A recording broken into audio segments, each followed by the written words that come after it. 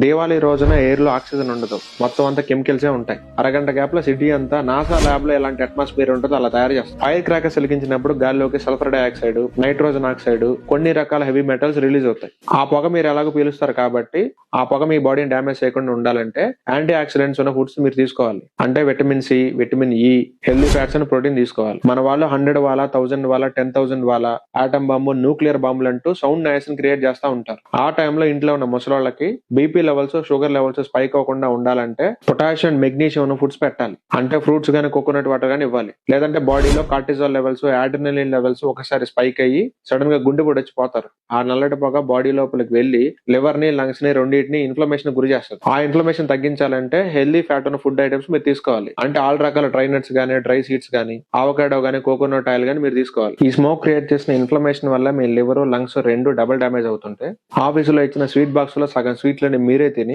ఆ డ్యామేజ్ 3 రెట్లకు పెంచుతున్నారు. ఇవి కాక ఎలాగో పండగ కదా 2 బెగ్గులేద్దాం అని చెప్పేసి ఆల్కహాల్ కూడా తీసుకుంటే ఆ డ్యామేజ్ 4 రెట్లకు పెరుగుద్ది. గుర్తుపెట్టుకో, దీవాళికి డైట్ ఫాలో అవటం అనేది బాడీకి పనిష్మెంట్ కాదు, ఇట్స్ ఎ ప్రొటెక్షన్. దీవాళి రోజు ఇంట్లో దీపాలు ఉండాలి, నెక్స్ట్ డే బాడీకి డీటాక్స్ ఉండాలి, లేదా నరకాసుడు చచ్చినట్టు నువ్వు కూడా చేస్తావు.